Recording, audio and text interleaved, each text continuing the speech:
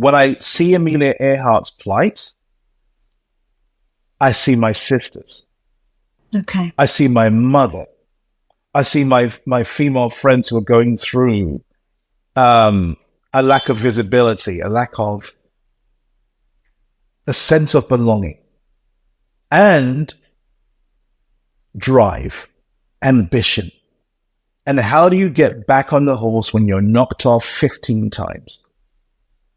So at some point, my skin color, my gender, indeed my pronouns, everything that makes us who we are, at some point we're human beings, Nadia. Yeah. And we sometimes forget that in our lives, theater, politics. Sometimes we are simply human beings that just want to be loved. And the word kindness is now seen as secondary. Respect, third down the line. I'm trying to make theater the equaliser, trying to make my writing, my work, the equaliser in diversity. It's not a level playing field because nothing's level. It's not. It's just not honest. Sometimes you aren't born into a level playing field. Most of us. It's as simple as that, right? But what I am attempting to do with my work and my lovely team with whom I work is what I'm trying to do is make our space and position the best it can be. And if someone is at that level or has that space or has seen our experiences, then the system can work for everybody. Hi, my name is Nadia Nagamootoo, business psychologist, coach, speaker, and founder of Avenir Consulting, which creates organisational growth and success via inclusion and diversity. We've been discussing the benefits that diversity brings to companies' bottom line performance for decades with more and more evidence. But there are so many questions organisations still have about how to achieve it. How do you create a culture where people feel valued for their uniqueness and the qualities they bring? I believe it's crucial to the future success and sustainability of every organisation that they find the answer to this question to make sure that each employee is not only supported but also appreciated. With this podcast, I aim to get some of the key challenges to creating inclusive workplaces out in the open and start uncovering the solutions to embracing a culture that cares for everyone. I'm going to be having conversations with some of the most inspiring people in different countries and across industries who are pushing the boundaries on inclusion and diversity in the workplace, from topics such as parenting in the workplace, ethnicity, age, gender, mental health, and all things inclusion. I want to create a movement to change society through sharing life experiences and creating more empathy and connection. Why care? I believe that once we have organisations and societies that accept and value everyone for who they are, we become healthier, happier, and better in our roles both inside and outside work. Hello, and welcome to Season 5 of Why Care. My name is Nadia Nagamootoo, and I am your host. I decided to put a spin on things this season. Yes, you will hear from voices of DEI thought leaders in the corporate world and authors of DEI books. But I was also interested in learning more about how DEI interfaces with all aspects of our daily lives. And what better way to kick things off than by entering the wonderful world of theatre? I am deeply honoured to be joined by Tegan Summer, a West End and Broadway producer, a member of the Broadway League and Society of London Theatre, and CEO of Tegan Summer Theatricals. The list of incredible productions he has been involved in is honestly too long for me to reel off. But recently, he was a producer on Andrew Lloyd Webber and NIMAX Theatre's 2023 revival of Aspects of Love at the Lyric Theatre in London's West End, and he also produced For Black Boys Who Have Considered Suicide When the Hue Gets Too Heavy, which just ended its run in the West End.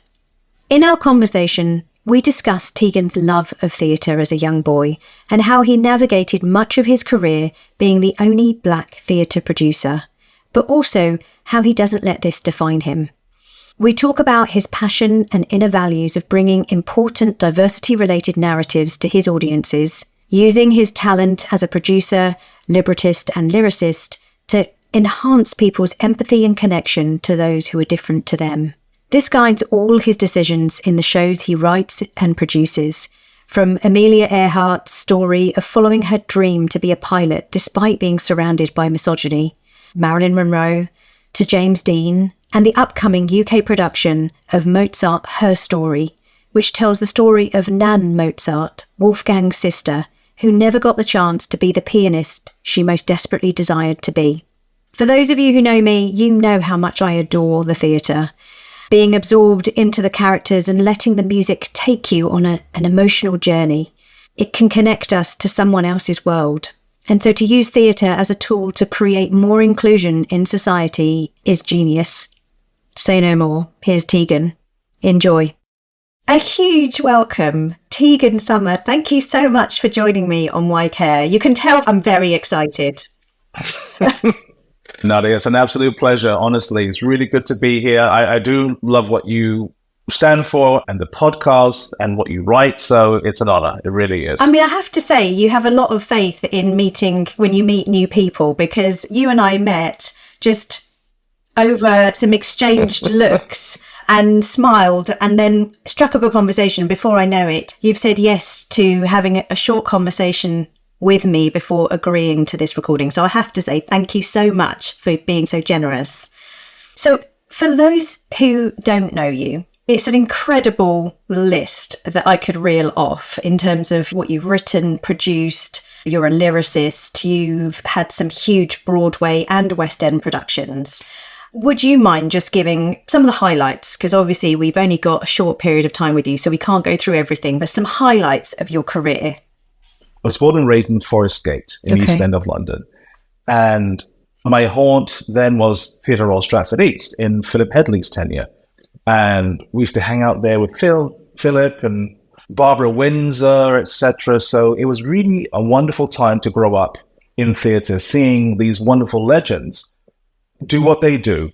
And I didn't know their status or stature. I didn't know when I ran to the West End to sneak into rehearsals. It was Colm Wilkinson in Les Mis or Leah Salonga in Miss Saigon.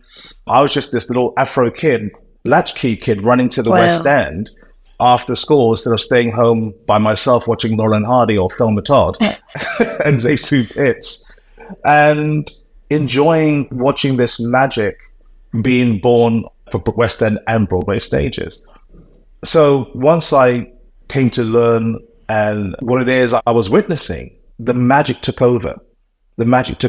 And my life went from being very hardworking at school, which I was, very proud of my upbringing at school, and into a world where people are creating something from nothing, and the magic of that, creating something that can last decades, permeate societies and thoughts and minds, and inspire, from being didactic to through purely entertainment, which takes you away from your life for 5 minutes when we all need a break, a palate cleansing reset of the mind, shall we say, and with people that look like you on stage, or your sisters or your brothers. It just opens up a world of possibilities. And I had that from soup to nuts, from the East End to the West End. And then traveling from the East Coast of America to the West Coast of America, so many opportunities of meeting different experiences that we can collate and bring back to what you do and who you are. And that's why I've come home to London and London's West End. I've been in America for 20 years. I felt it was time. And your question is somewhere buried in this answer in terms of my achievements, our shows, etc. I mean, we can do that. Obviously, we can all go to my bio or my website and see the shows I've worked on. But ostensibly for me, in my heart, the achievement, Nadia, is engaging with those that need a voice, those that want a voice, those that want to care but don't have the framework to.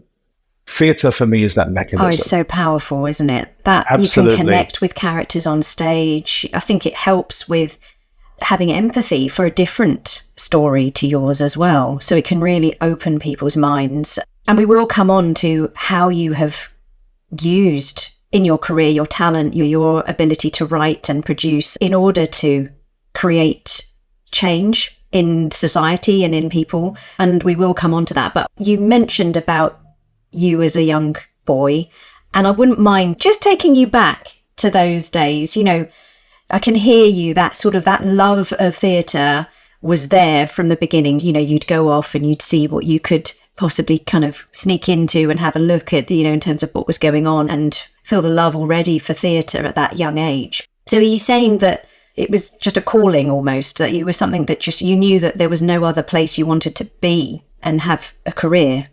I mean, look, Sherlock Holmes and Freud can take a day off with me. You know, I'm the youngest child.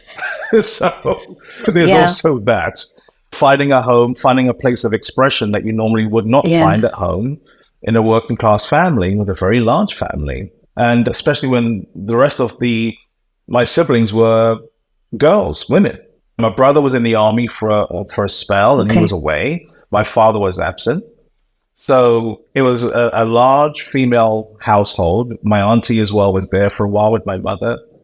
And so I did, at that time, I was looking for a place to roost in, to settle into.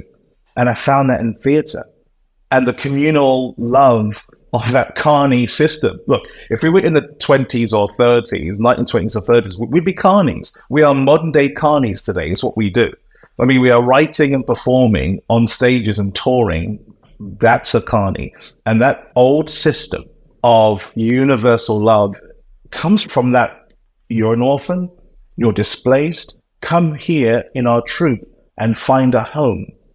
And that's what today is in theatre. It's just done with more money in beautiful, large houses called venues or called theatres. But that's who we are. And I never want to lose that. It's a place where everyone can find a home. That's why I'm so proud of the shows that we're producing now, because they shine a light on those not normally represented in theatre. Not normally, not typically, of course. There are exceptions to the rule. Of course, there are places where you find commonalities and similar themes, but really, not so much. I mean, talking about exceptions to the rule, you are an exception to the rule in many ways, right? I mean, how many Black writers, producers, lyricists are there in the industry? And particularly when you were a young lad, I don't imagine there were role models. How do you navigate that, knowing, I suppose, that you're probably breaking a few barriers? Honestly, when I was younger, I was just influenced by the best people, and they were an eclectic bunch. And I'll get to that in a moment. Only now that I'm older, I realized that I represent, that I'm representing. And there are others that are looking to what I do, not with any self-aggrandizement, not with any delusions of grandeur. Believe me, I was born in Forest Gate in St. Mary's Hospital. There are no delusions of grandeur, basically. My home life was top boy. So I had a choice between a top boy type of environment in life, or go and write pretty songs and scripts for a living. And I chose the latter, and I've never looked back. And right now, the Society of London Theatre, I'm the only Black full member. There are associate members as well, but I'm the only Black full member in the Society of London Theatre. I'm one of a few Black producers in the Broadway League. I'm finding with every quarter, I'm receiving with increased regularity, can we meet in the office? Can we talk? I'm writing this. I don't know how to get that. This week, we were talking about mentorship, devising programs, DEI or EDI, depends on what side of the Atlantic we're on. DEI here, EDI there, chips and fries, Tegan eats. So that's what it is for me. And that's strange. It was strange for a youngest child to then become the mentor. He was always the mentee, always the youngest, always the last lamb in the flock, you know? And time does that. Experiences does that. But honestly, my writing, being a book writer, lyricist, lead producer, GP, traveling the world, speaking to people, I want those experiences to be infused in my writing and my life. And I'm happy that it's happening right now. Nadia. I really am. And I want everyone who wants to pursue this path, this honorable path of telling stories on stage. I mean, it goes back to myth and legend and Aesop, and these stories stand the test of time. This is a legacy building industry. Yes. I love me a good play. I do. I'm a playwright, but I'm also a songwriter and a lyricist. And there's nothing for me that can encapsulate what somebody is going through in their lives, where they want change, but they feel trapped, where they want change, but they cannot find a path or avenue, Nadia, where they want change, but there's no one to exact that change for them, and they have no structure to exact that change. A song can do that. A song can inspire. It can break through the glass ceiling of your mind in terms of what you feel you can or cannot do. It's odd. I always say this in my office: there is a life in a song. What's your song that lifts you, that has helped you just change, see something new when you needed it? I know I'm going to sound like I'm not being as specific as one would like, but again, for me, because I'm a writer, it's the format of song. Right. As opposed to a song, because there are so many that touched it. I'm a mixed bag of nuts, aren't I? So there are so many that touch so many parts of me that I can relate to. My Caribbean heritage, there are songs in the Caribbean culture. My English, I'm a very proud Londoner. As being a proud Caribbean, my parents are from Barbados. So I have that Caribbean heritage, obviously Afro-Caribbean, my London, West End theatre heritage. I spent 20 years in New York, LA, Las Vegas, and beyond. I am definitely a quintessential Caribbean Brit with a sprinkling of strong Americanism in me as well. You can't live in America for 20 years and not be influenced. And I like to think I've taken the best of all cultures that would culminate in who I am today, and the best people. So what was the format of that? There are two songs. The I Want song, lead character, that's self-explanatory. It's the I Want song, where you realize what your stakes have been building up to. Right. And because you cannot express it in dialogue anymore, it Mount Vesuviously erupts in an I Want song. Yeah. And boy, when you see an I Want song, you tend to reach for the stars, and you don't mind if your feet leaves the ground for a moment, and that is a springboard for everything in my life. If something's not happening, if something's not moving the way I want, I say, Tegan, is it you? Of course, a large part of that or a small part of that, I'm a part of that mechanism of accountability. And if it's something in my reach, boy, does that I Want song come out, even if it's far down the track. If I'm on the marathon, I'm on mile 1 and it's 26 miles, I am on mile 5 by the end of that song.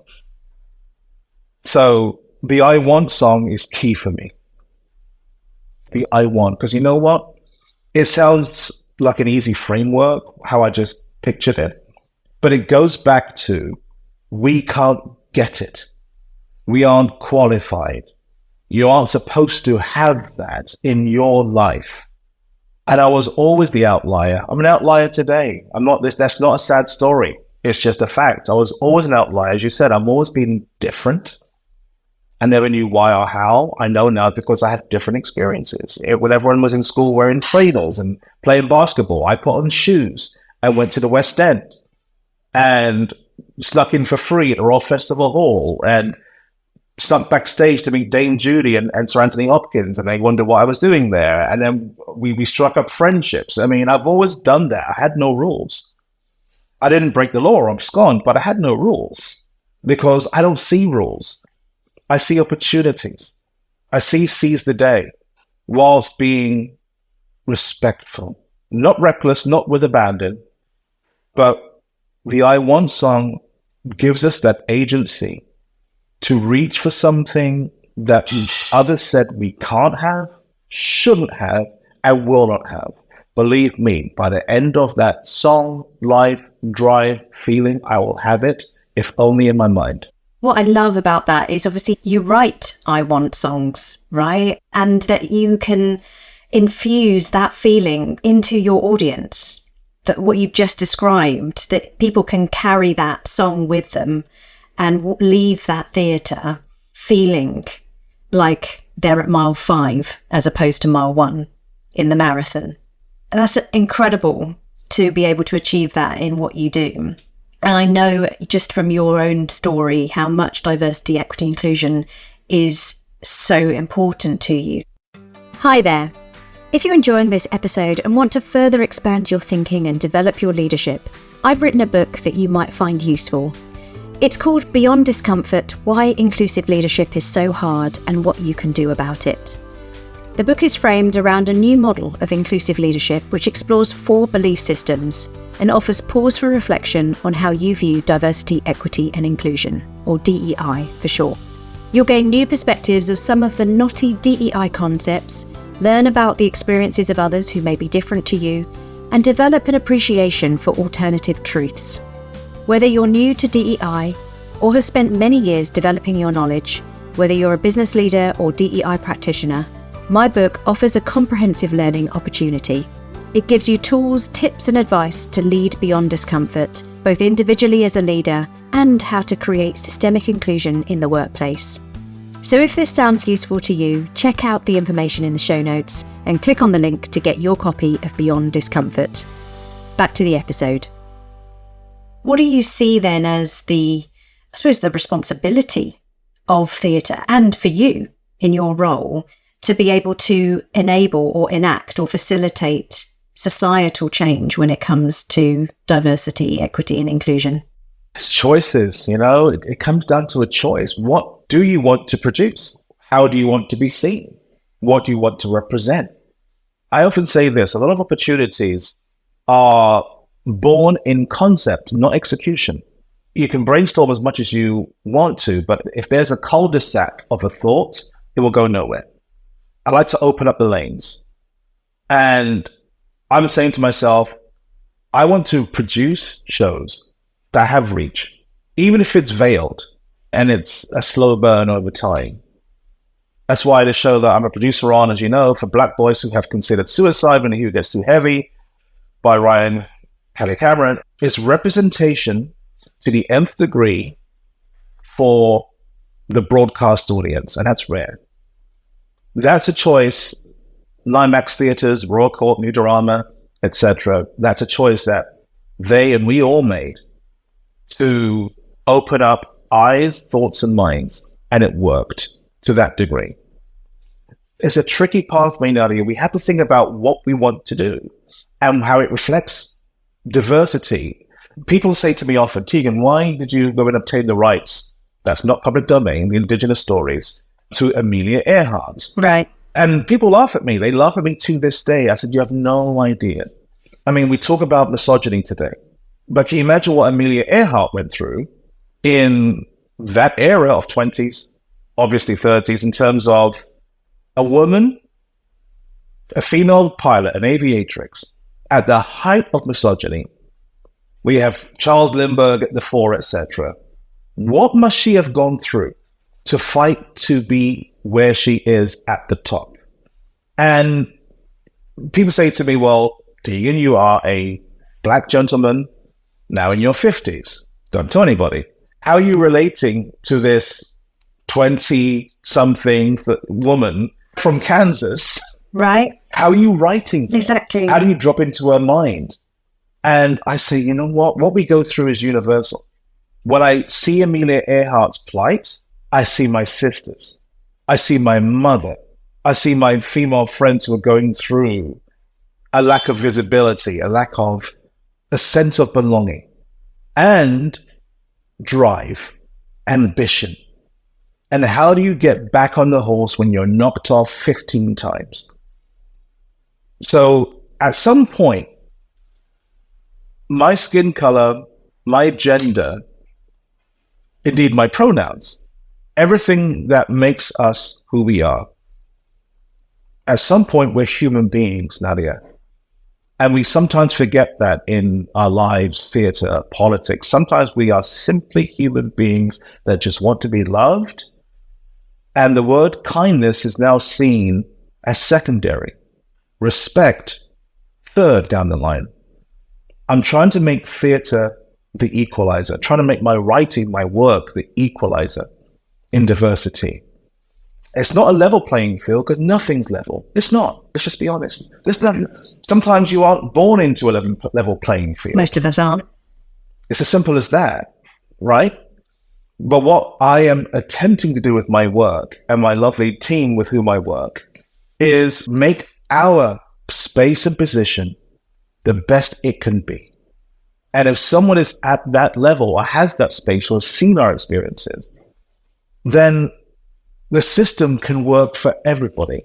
Doesn't matter if you're Amelia Earhart or Tegan Summer.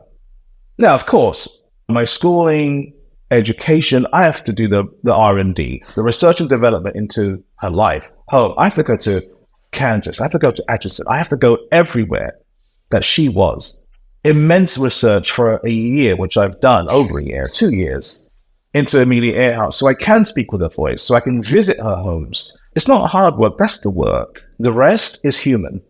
I love that. You've written about so many different characters, you know, as like Amelia Earhart, real people, others fictitious and kind of, but based, there's always a foundation to all of the characters. And, you know, I'm curious, particularly moving on to Mozart, her story. What is that about? And my curiosity here is, what did you need to do from a research perspective to really be able to write that and achieve what you have already achieved and will continue to achieve with that particular production and play musical? Well, there's another departure, really, from me, to a larger degree. There's a woman in the 18th century. I mean, it's phenomenal. Well, look, Mozart, her story, the new musical, briefly is about Wolfgang Mozart's sister, Nan Mozart. I never heard of her. Colloquially, we call her Nan. She was known as Nan Mozart. She was arguably the greater composer, the better musician, 4 years older than Wolfgang.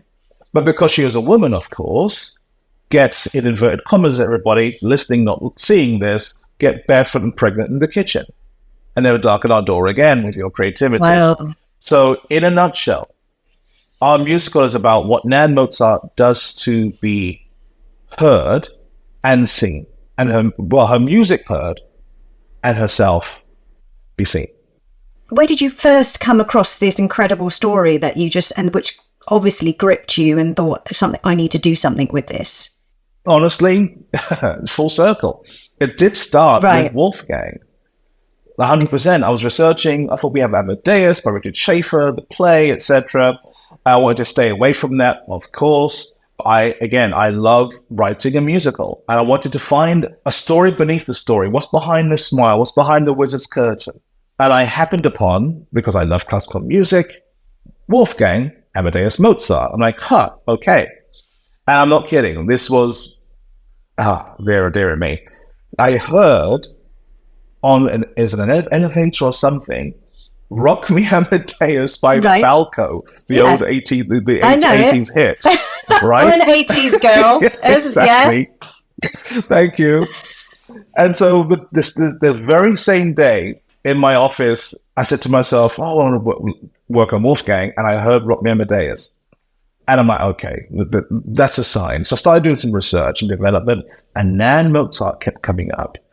Nan Mozart, and her full name, and her husband, Johann Franz Sonnenberg, Baptist Sonnenberg, and Maria Anna Wohlberger, Ignatia.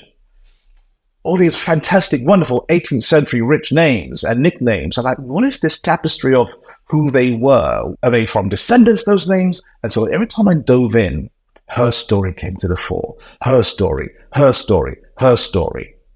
I started to think and speak to some people, and out of that became Mozart, Her Story, the new musical. And I said, that's the story. My dramaturg and dear friend, Colette Friedman, she said to me one day, Tegan, Nan's the story. Nan's the story. I was right in the middle of it all. And Colette is, one of my closest friends and dearest collaborators. And she's a champion for the female position as well. So it all just made sense when she said, Nan's the story. I said, right, I'm changing the story. Thank you, Colette. Blah, blah, blah. And I rewrote the whole show. I was researching Nan. I changed songs for her. And of course, being my dramaturg, I was running everything by her. And she said, yeah, this is the story. It's been huge in America and beyond. You're bringing it to the UK. And I'm very excited for later this year. But what has been the impact so far Yes, November 18th at the Lyric November Theatre. the 18th at the Lyric. Yes, so that's where I'm going to be. Shameless plug there, Excellent. Nadia. Not at Awful all. of me, but yes. Still the producer businessman in my head. So November the 18th is where you'll find me and Tegan. Mozart, Her Story. So far, why do you think audiences have been so gripped and taken with this production? What is it about Her Story that you think has really taken the audience to, what has gripped them about what you've written and what you've produced? Two reasons. The humble part of me would say that's really for the audiences to respond to, really. I can only surmise from a creator's point of view, and exit interviews and fans and friends, they have been saying historically, it's experiencing, again, that story of an outlier of a mind and talent, because she was supremely talented. Again, arguably more talented than Wolfgang, and taught him how to play way. Wow. in their formative years. They duetted as the Mozart Wunderkinds together, dueling keys. I mean, they were together. Right. And seeing a woman, her life taken from her, her joy in creation, and that joy in repetition taken away, and as if it was nothing. And so many young women today, from young women to middle-aged to our lovely senior citizens, can tell that story. In fact, the boomer generation and senior citizens, which I naturally assume would gravitate towards the show because they see a Mozart, and our musical is a rock musical theatre hybrid. Okay. I want to deliver it to all audiences. Yes. A lot of our songs that we've written, my collaborator Gregory Neighbours and I, we've written rock songs with musical theatre. We've fused in Wolfgang's classics, fused with our musical theatre. Wow. So it literally is the marriage of those three genres. Yeah. So everyone's relating to this plucky girl's plight and how she maintains her dignity. I mean, imagine, Nadia, there is our lead character who is told she cannot compose ever. I mean, literally, the question was, your daughter is not to compose. For how long, says Papa Mozart Leopold? Forever. Bang, that is it. So then she has to be married off, of course. So the dowry, and they were falling on hard times for a time in the Mozart household, etc. So it's about what she goes through, knowing that her stock in trade, her life, her essence, her spirit has been taken away to be replaced by something she never knew. And how many of us can be plucked out of our lives today into something we don't know and still function as if it's the norm? So it's navigating her sense of self being stripped and replacing it with something anew. Whilst Wolfgang is having the time of his life, Papa Mozart can never tell of his actions, just wasn't done back in the day, but he was fighting for the family financially as well. Mama had limited resource and scope because, again, she's a woman. What more can she do except support her daughter? And Nan Mozart's wonderful husband, Johann, is just trying to support as much as he can, but even so, he's a Sonnenberg, he's not a Mozart. So everyone is relating to a challenge and a fight for their own sense of self and place, simple place in society. No matter what society you're in, we can all relate to that. And that's why the show is here. And that's why it's so well received. And I'm so blessed. And I have an amazing team that relates to everything I've just spoken of. And I really hope the West End audience can relate to it as well this November. I've got no doubt. The short bit that you've just said to me and described, I hear so much of her story in me, even. I can relate to things. Even that empathy of what would it feel like if that was taken from me? So even if it hasn't happened to me, that, I was able to flourish. I was able to follow my path, which was around psychology and trying to make a difference and supporting people in the workplace from a diversity, equity, and inclusion. That's definitely my path. It's my passion. It's my purpose. What would that feel like if someone said, no, you can't do that? That's it. Done. And there'll be so many people who may have had to have given up something that actually, if they were allowed to follow a path, what would have happened? What would have been? And so many people cover so much aspects of their identity because they don't feel it's possible in today's society. That really gets me, how there's so many people out there who just feel like if I'm actually authentically me in this world, that's not going to land well. So I'm going to need to change who I am, right? No, I go through that every single day as well.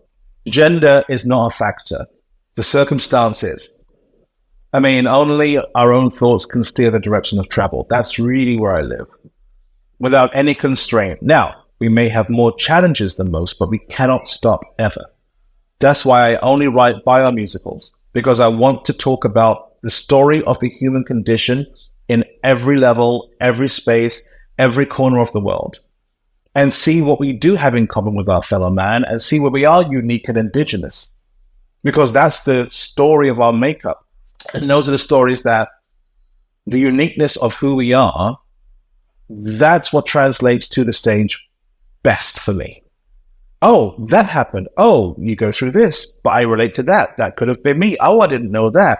That keeps you past intermission. Yeah. If I can keep you past intermission, that's why I normally now write 90-minute shows. So there's no intermission. I want you to come back. That's a theatrical binge watch. Come back. Also, there's something magical, isn't it, when people leave that theatre, having related in some way to that character and to their story, or multiple character stories. That conversation continues. I've been to theatre, walked out and started conversations with just people who I was sitting around, and I didn't come in with them, but I left feeling that little bit connected to that audience, because there's something powerful about experiencing something together and relating to something together, and those conversations and connections, they're quite magical, I think, in enacting change, right? It's universal. And that's why I said earlier, theatre's the ultimate equaliser. It really is. It brings you into all of our worlds and spectrum in 90 minutes, in 2 hours and 20. With intermission. Yeah. Hi, I hope you're enjoying this episode of Why Care. I wanted to take this opportunity to tell you more about the work we do at Avenir. We have a global team of DEI facilitators and coaches with a collective purpose to create a world where everyone feels like it was designed for them. We do this through our signature inclusive leadership program, which includes a cutting-edge online simulation tool, sponsorship programs, intersectional talent development programs, and workshops that generate new and powerful conversations at all levels of organisations. If you're interested in learning more about what we do, please drop me a note either via our website or through socials. I'd love to hear from you. Back to the episode. Let's talk about your purpose and vision and legacy. Now, we've spoken about it a little bit and touched on it, but what underpins that drive in your work to continue finding these bios and new stories and continue to tell the world and reach as many people as possible? And you're very clear about the type of story you're after. It has to be something related to diversity of some kind, that's something sort of a human struggle between who they are and what the world wants them to be or sees them as. So underpins that. What's the legacy you want to leave? The legacy I want to leave is really twofold. It's funny, Nadia, I don't truly, being honest, think about my legacy. My business life, I am the ultimate planner. My own life, I don't live moment to moment because my life isn't structured that way. I need organization as well. But I'm like, Tegan, if I live as I want to live every day, my legacy will take care of itself. And I feel it's just for me, it's a little bit arrogant for me to talk about my legacy. When I hear that, for me, I see myself in this Roman robe, eating grapes on a chaise. Like, bring me my legacy notes for today. I live day to day without the grapes in the robe. And do I have to be the best person I can be that day? And then one day turns into a year, turns into a decade, and let's see where we are. That's who I am. Yeah. Now, in terms of the business, different story. I want to keep bringing in these specific, if not indigenous stories of who we are. But also, look, don't get me wrong, the P.T. Barnum, the Walt Disney, the Oscar Michaud, the Willy Wonka in me. I want to produce these great shows. And how many ways can you tell a bio-musical? How many ways can you tell that story? What's new? What's fresh? What's innovative? Where is your spoonful of sugar? Yeah. You know, where is that delivery mechanism? What will bring people here? Look, don't get me wrong. Sometimes it can be the methodology, can be a Trojan horse. And where you wouldn't normally go and see a show about Malcolm X, how I produce it. Your sensibilities may be more of a Martin Luther King or a Gandhi or another civil rights leader with different sensibilities. But if I can bring it to my show with how I'm doing it, not that I'm doing it, that's huge for me. How I do, it's so much stronger than what I do. Because sometimes in life we are forced through circumstances to do something, or there's a challenge that behooves us to do it. But we always have the choice of how. And choice is far stronger than want. So for me, that's where I'm at. And I can't wait. Now that we've met, you're not going to get rid of me, by the way. That's just what happens with people who I meet. No, it's my pleasure. I'm excited to see what's on the horizon. What is the next thing or multiple things that and maybe you can give everyone a little insight into that. So Mozart, obviously her story, I think you're casting at the moment. It's right. Casting right now. And absolutely. You're heading for the 18th of November. At the Lyric Theatre in the West End. And then it's going to tour a little bit around the country before then ending back in the West End, probably in 2025. Is that what we're expecting from that? Yeah, we're in discussions now. We have, rather than a large tour per se, just one run, limited engagement, either out of London, or it could be in London, maybe slightly off West End, or a very nice venue, West End adjacent, let's say, ahead of our West End run next year. So that's all set up, and we're just inking as we speak. So very excited for that. I'm currently working on a show with Susan Stroman, the famed Olivier and Tony Award-winning director-choreographer. We're producing her next West End show called Little Dancer, based on Degas' sculpture of Maria van Goethem. She was this wonderful, could be careful of terminology today because it's changing, but she was a young French woman down on her luck, and Degas and Maria van Goethem struck up a friendship. She worked with him, and it's her life to be in this famed ballet dancer from very humble beginnings via Degas, and an incredible story together. So we're about to go into pre-production for that. That's going to go to the Garrick Theatre ahead of a large run next year. We are very excited. I own the rights to James Dean theatrically worldwide with my business partner on the project, Mark Rosler.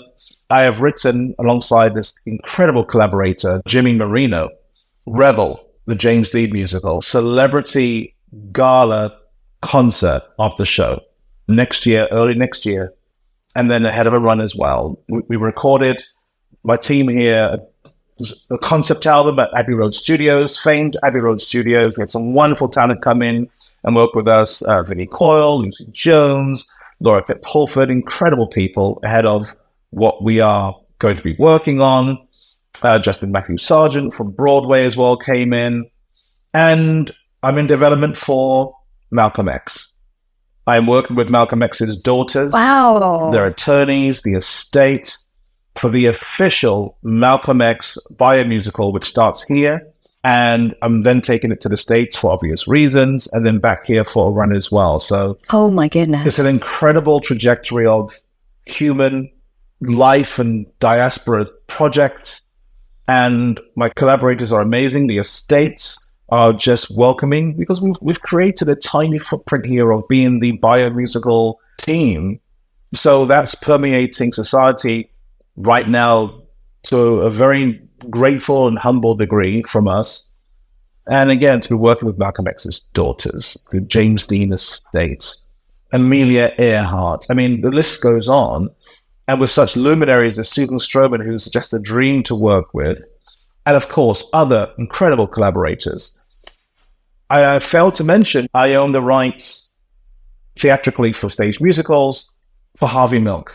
Yes. The San Francisco legislator who was assassinated. Yes. His truncated life we are dramatizing.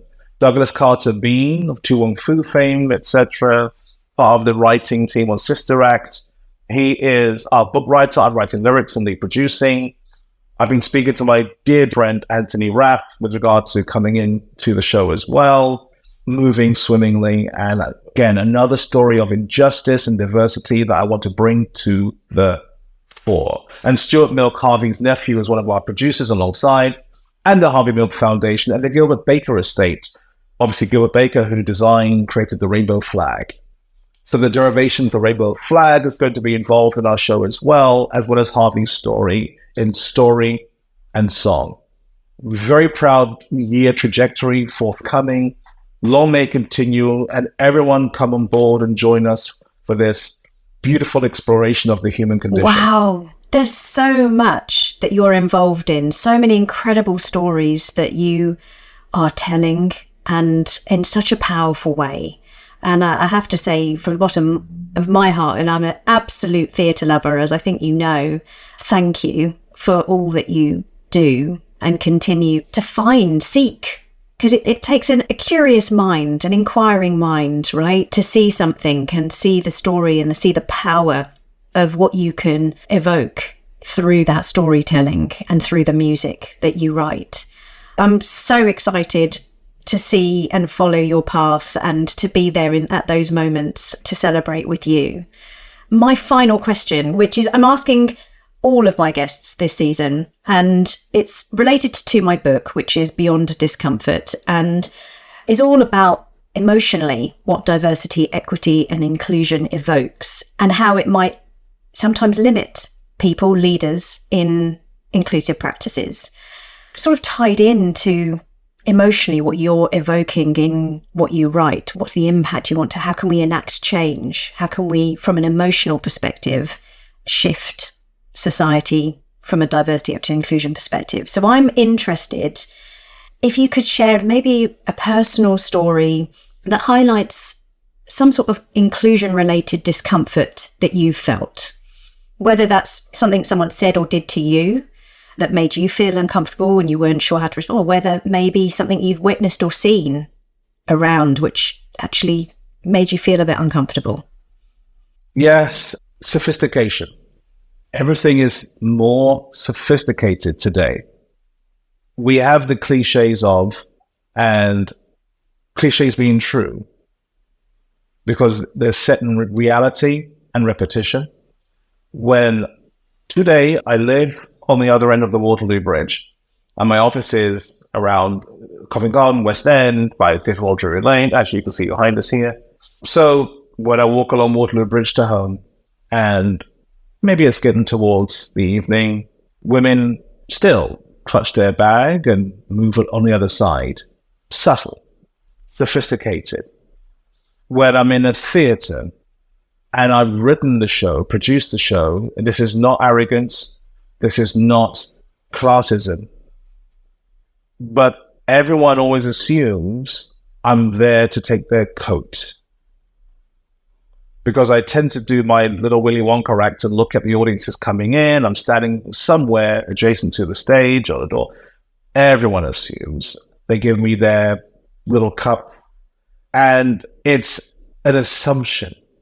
There are honorable jobs anywhere, but the assumption, of course, of said is in discussion. If I'm on a panel, I'm automatically asked questions that relate to what my role is. If they had arrived late, etc., or I could be speaking on it. That's a lesser example, but when you put them all together, yeah, of course, it's a subtle scalpel sophistication that is as hard-hitting, and it feels like you are being bludgeoned with a mallet, but it's so skillful. And you get that from tiara to trainers, and it never changes.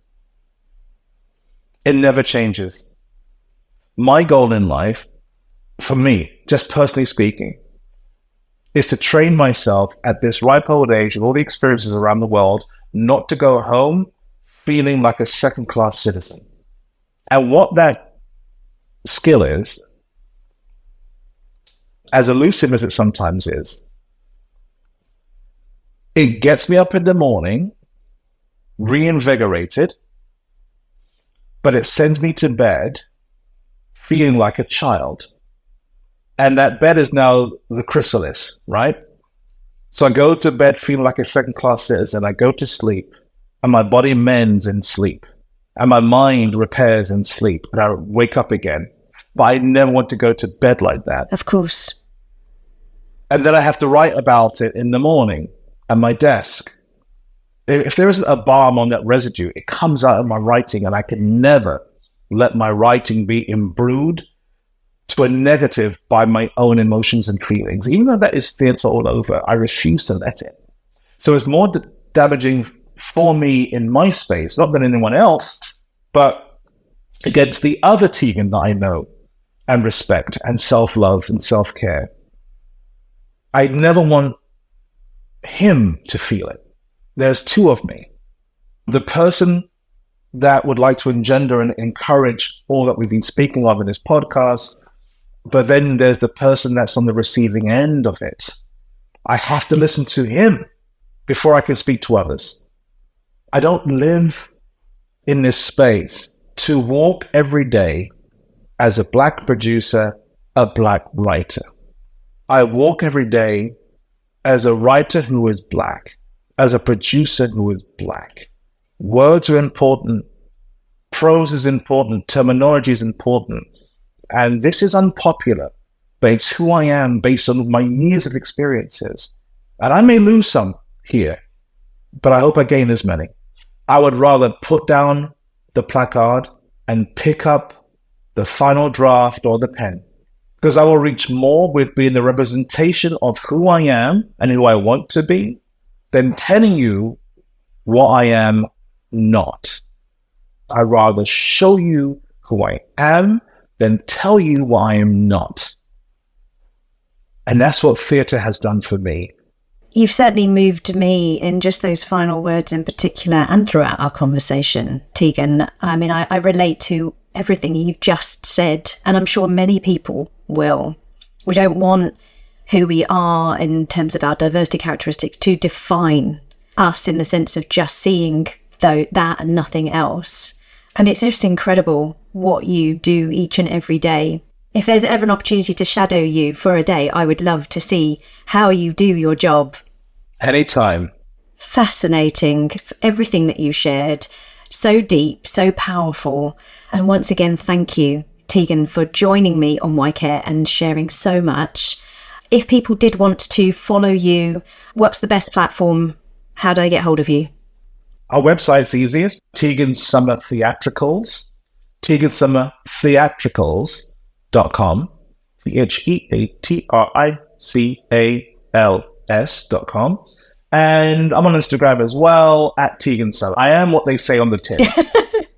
My Instagram is at Tegan Summer, TeganSummer. Again, Sherlock Holmes can take a day off. Yeah. I'm fine. Well, everything that Tegan and I have spoken about today is going to be available on the usual show notes page, as well as the links to everything that Tegan's just said. So thank you once again for your time sharing and speaking to me. Thank you, Nadia. You are an absolute treasure, and it was my pleasure. That concludes episode 41 of Why Care. Wow. I love Tegan's way of expressing such powerful and deep emotions. I'm in awe of his talent and inspired by how he uses this to share the stories of people who have been oppressed and affected by discriminatory systems. What an incredible way of creating wide-scale societal change.